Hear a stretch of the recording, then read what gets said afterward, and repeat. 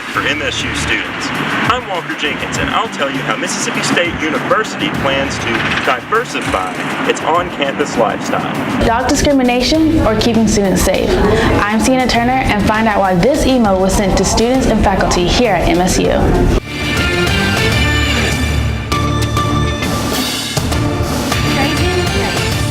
After the Federal Reserve announced an increase in interest rates, many students are asking what that means for their student loans.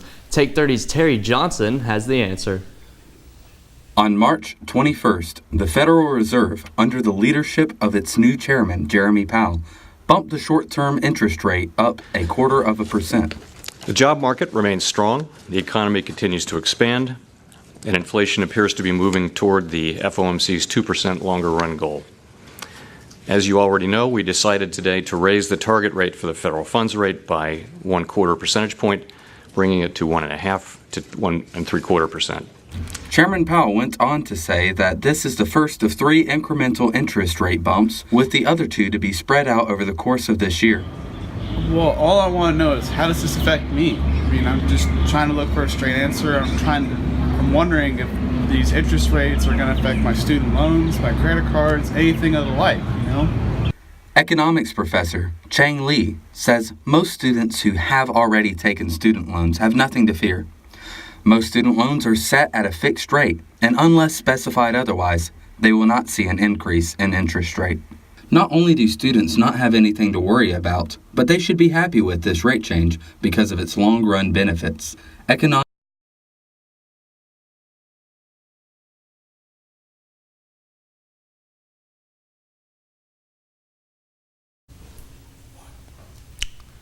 Again, Lee says to check your student loan contracts to be sure. Now let's send it to Jordan Darrensburg for our first look at our Campus Connect forecast. Oh yes, and it's going to be a very wet one tonight indeed. Looking at tonight, we're going to only get down to 64 degrees for a low, and that's because of that cloud cover that's going to keep that warmth in, and it's rain going to be likely. It's going to be heavy at times, with some areas in North Mississippi and the Delta getting upwards of 5 to 6 inches of rain, and that's because of that southerly wind that's going to pump a lot of that moisture in the area, and this will only continue tomorrow. Tomorrow, we're only going to get to 70, but it's going to be pretty warm though. We're going to have those scattered storms continuing on throughout the day as that southerly wind bringing in that moisture ahead of the cold front continues to pump moisture into our area. Now looking at our extended forecast and looking at Good Friday, that's when a lot of this rain will be out of here, and we'll have a high of 66 degrees with the rain clearing out, and it's not going to necessarily be as warm as what we've been these past couple of days. But then looking at the rest of the weekend, it looks nice. But then heading into Easter Sunday and early on throughout next week, we'll only see some mostly cloudy skies, but only a slight chance of rain. Thank you, Jordan. Student Association Executive Council election results are in. The results are very close, and in one race, so close we'll have to vote again. On the race for MSU's president of Student Association Executive Council, Maya Emerson beat Leighton Little with 55% of ballots cast for Emerson. Emerson starts her new role on April 15th. She says she wants to lower textbook prices and improve academic advising training, among other things. As for secretary, a winner has not been determined because no candidate received a majority of votes. Runoff elections for secretary will begin Thursday from 7 a.m. to 5 p.m. on orgsync.com between Juan Benavidez and Carly Bowers. There was pride and protest in the streets of Starkville this weekend. Take 30's Jeremy Hines explains.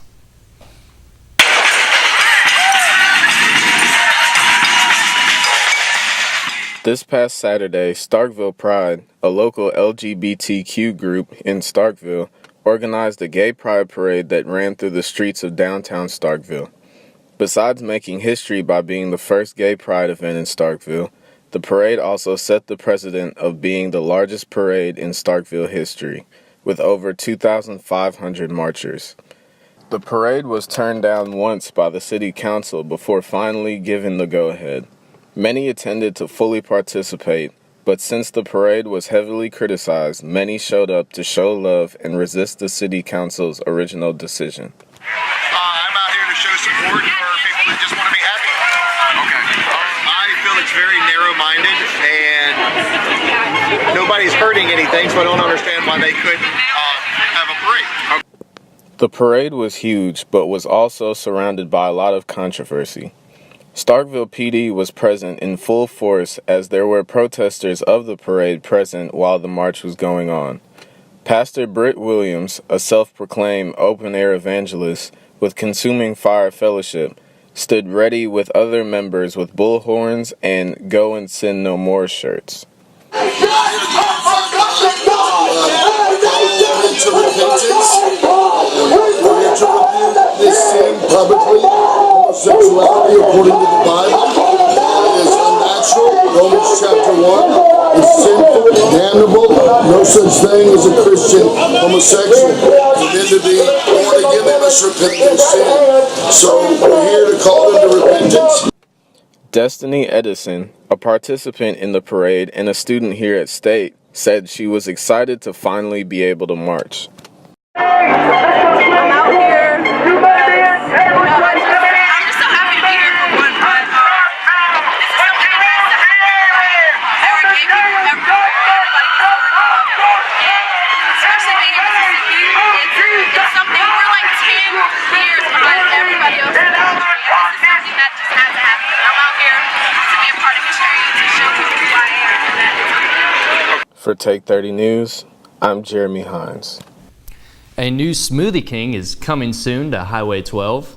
The shop will be located just across the street from the Middleton Courts shopping area in what was once a construction area that hasn't started yet, and opening date hasn't been set. But when it opens, the shop will include a drive-through window. However, not everyone is excited.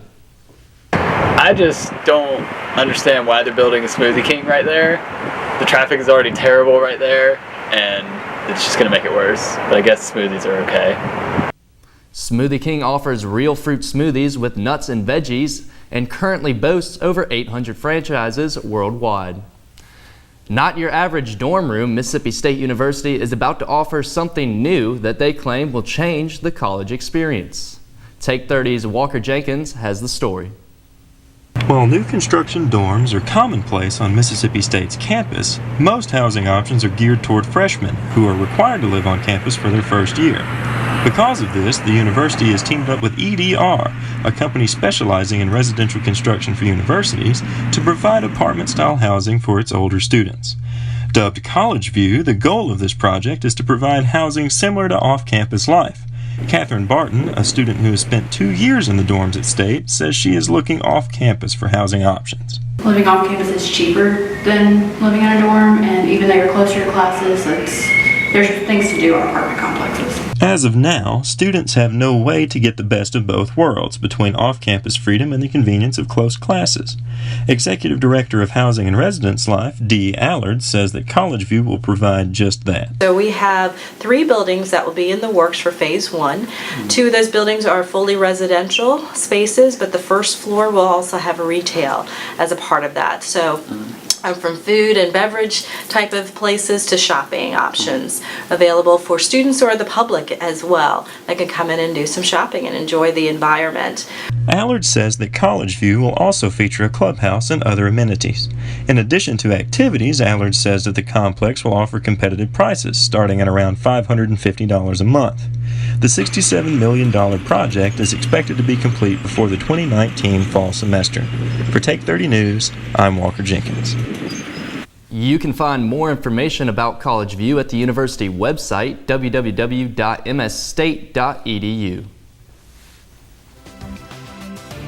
Your turn. Mississippi State is home of the Bulldogs, but is your canine friend really welcome?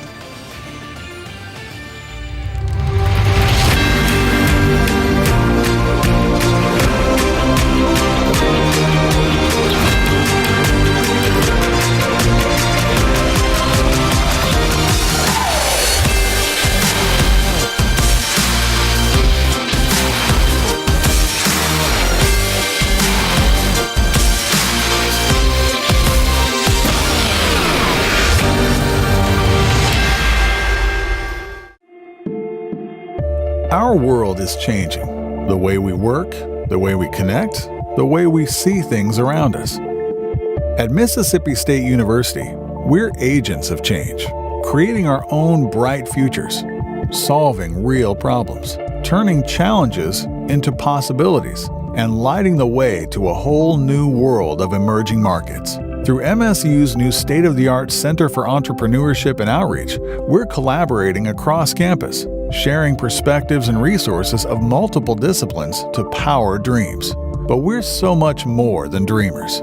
We've launched hundreds of student-led businesses, earning millions in revenue, and impacting our state's economy in new and creative ways. We're the next generation of business leaders, and we're ready for a changing world. How do we know we're ready? Because we're the ones changing it.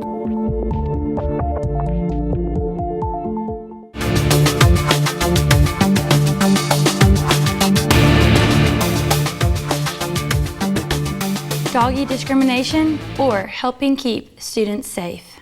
Some students were caught off guard after receiving a university email targeting emotional support animals. Take 30's Sienna Turner asked university leaders about the meaning behind the message. Leah Widmer says that she has PTSD and anxiety. Her dog Duchess helps her cope. So as you can imagine, this message made her nervous. Always it raises a little bit of anxiety because it's just, is someone going to confront me about it being maybe ignorant or something like that? But then you realize it doesn't really matter because I have the paperwork and stuff that I need. Regina Hyatt, Vice President of Student Affairs, was the one who sent the email.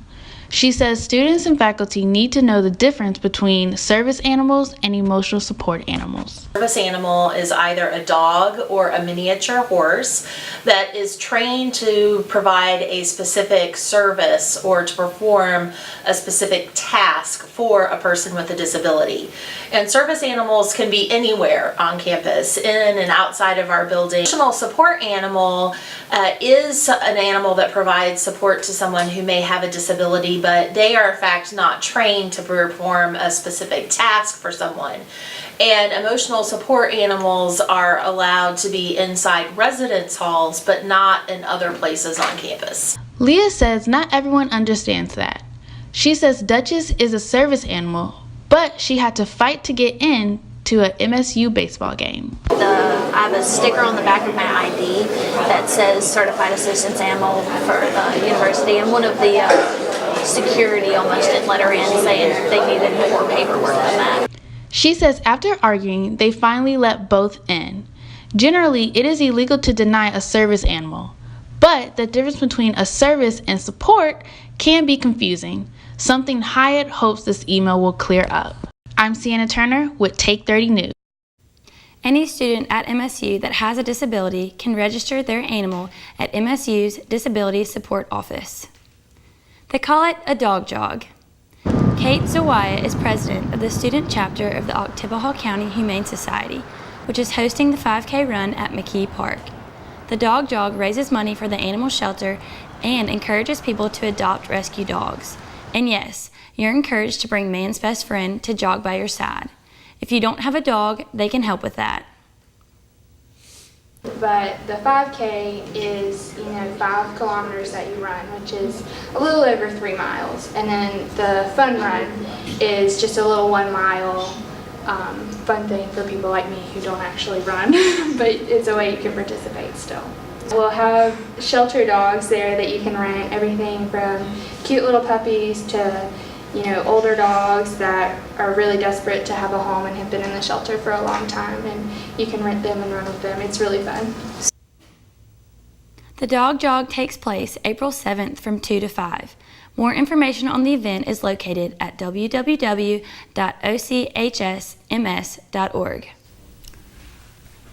Plenty of exercise to be had April 7th aside from the dog jog. The National Eating Disorder Association, known as NEDA, is hosting a morning walk around Chadwick Lake to raise money for programs that help those with eating disorders. I'm a member of Psi Chi here on campus, and we are putting on a NETA walk this year in Starkville. NETA is the National Eating Disorders Association, and they put on these walks as a way to fundraise for the organization. So any money raised for this event goes to things like chat rooms, on-call therapists, and research for eating disorders. So anyone from adolescents to adult age, everyone's included. So Starkville, like I said, is having a NETA walk this year. It's right here at the Chadwick Lake on Saturday, April 7th. The registration begins at 8:30, and the whole walk starts at 9. They are trying to raise $2,500. This goes out and shows support. For more information, you can head to netawalk.org/Starkville 2018. After the break, we're going to come back with Jordan Derensberg giving us our full Campus Connect forecast. We all depend on accurate weather forecasts to plan our day. That's why Mississippi State University is teaching students to forecast the future using real-world news sets as classrooms, putting scientific discoveries in meteorology to the test, while honing on-air reporting skills real-time with local TV stations.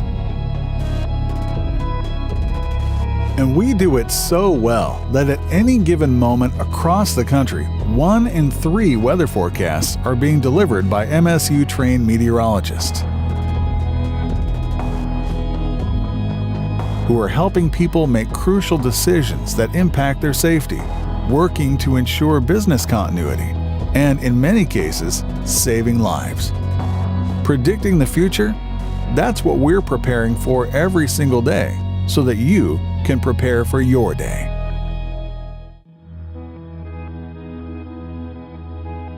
When you're the best, everyone wants to see what you'll do next. At Mississippi State University, our team of world-class rocket engineers is venturing beyond boundaries, building rockets like none before.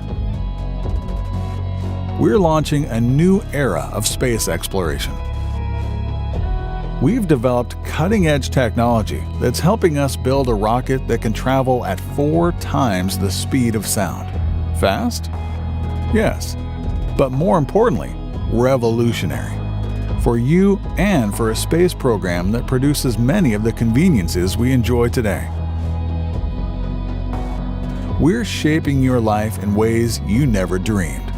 What's next? Watch us and see. Welcome back to Take 30 News. I'm Campus Connect meteorologist Jordan Derensberg. Looking at temperatures throughout Mississippi, look at Jackson. They're 80 degrees right now, 73 here in Stark Vegas, and that's, however, we're at 64 degrees in Pine Bluff, Arkansas, and that's courtesy of a cold front that's bringing some severe weather. There's actually a tornado warning right now in Louisiana, but that's not going to be the focus. The focus here right now is going to be the heavy rain, and let's time this out for you first. Let's time this out in the predictor. Wednesday, 4 o'clock, we do have some of those light scattered showers throughout our area. And as we move on forward, a lot of that heavy rain is going to be here in town by about 11 o'clock. So if you have any late Wednesday night plans, you may want to grab that umbrella. It's going to be a very, very wet run, and it'll continue on at about 7 a.m. We're going to have a lot of that rain pushing on out of our area, and it'll linger on throughout the day on Thursday as well. There's going to be some cloud cover as well, but here's the rainfall. This is going to be the very important part. We're going to have places such as Coffeyville, as you're about to see here, get upwards of 4.2 inches of rain. We'll only get about an inch and some change here in town, and maybe even 2 inches down in places like Louisville, but places throughout North Mississippi and the Delta, they are going to be looking at upwards of 5 and even some isolated areas with 6 inches of rain.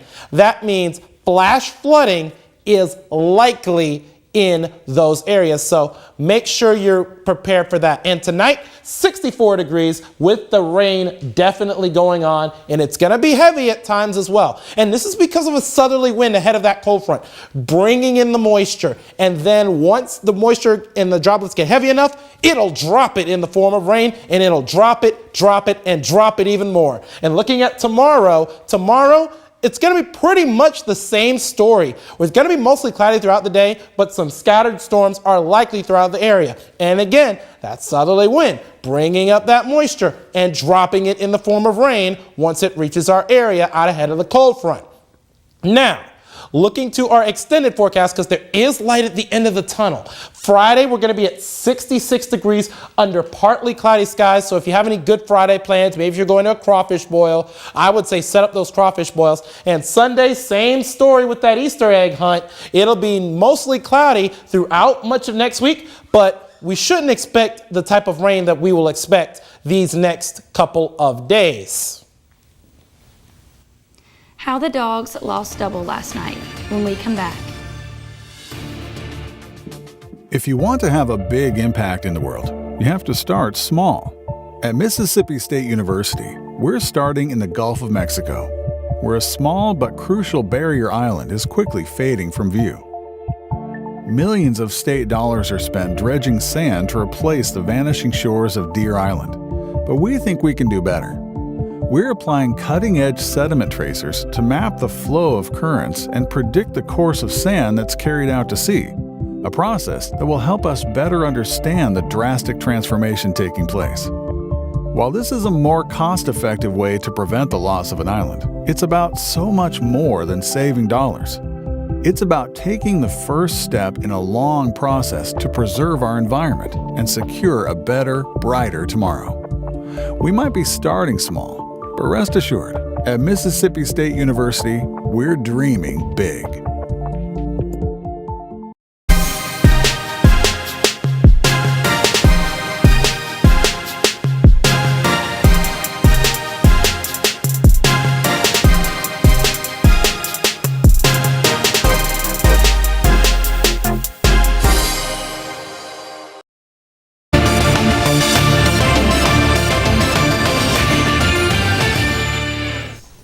Hi, I'm Shawanda Jones, and thanks for tuning in to Take 30 Sports. Mississippi State men's basketball had a short run in the National Invitation Tournament this week.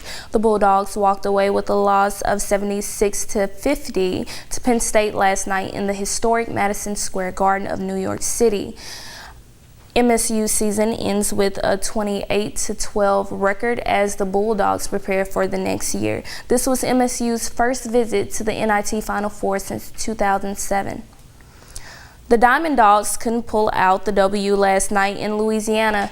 MSU lost 7-4 against Nicholas State offensively. The Bulldogs struggled to hit consistently, and with pitching changes in 7 innings, the tone of the game remained unsteady. State will go up against LSU this weekend at LSU to resume SEC play.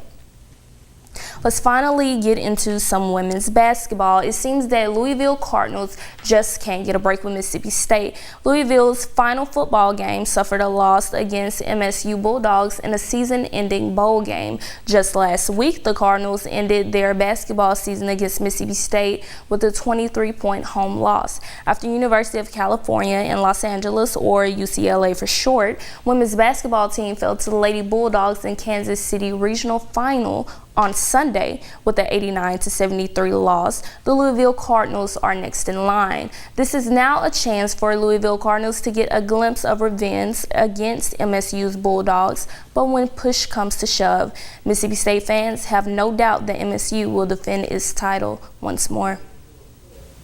Thank you, Shawanda. When we return, we're going to look at an outstanding teacher that is being recognized. What drives you? What pushes you forward? Is it an appetite to be the best or a calling to make a difference?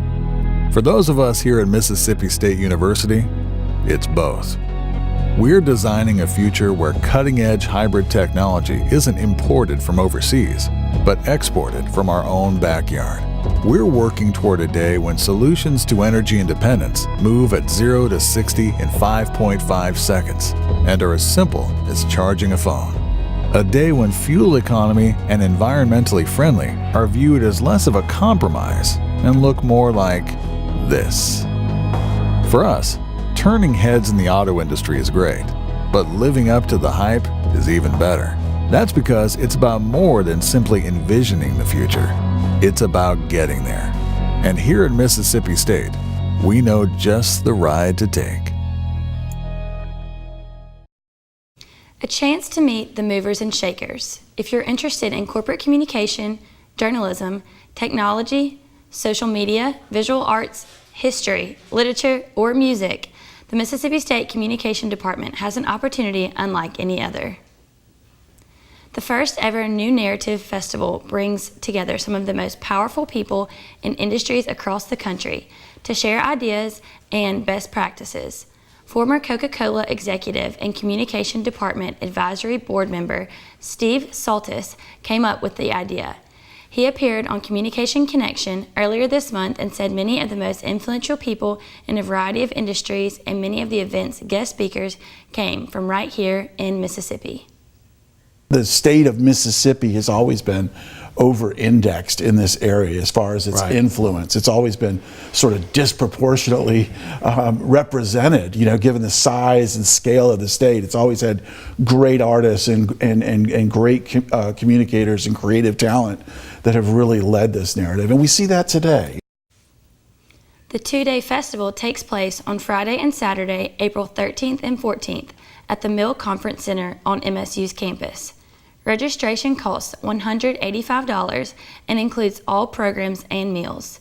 Students get a discount and pay $40. If you're a student and need help covering the cost, reach out to the Communication Department. For more information or to register, visit newnarrativefestival.msstate.edu. Honoring our own, the College of Arts and Sciences held its faculty meeting in the Chester Hotel yesterday afternoon. After discussing department business, honors and awards were handed out to a few outstanding faculty members. This includes Frances McDavid. She has been an MSU instructor for more than 2 decades and served as faculty advisor for the Reflector for 20 years. This fiscal year, we funded... Well, that's all the time we have tonight. Thanks for joining us. We hope to see you next week, and good night.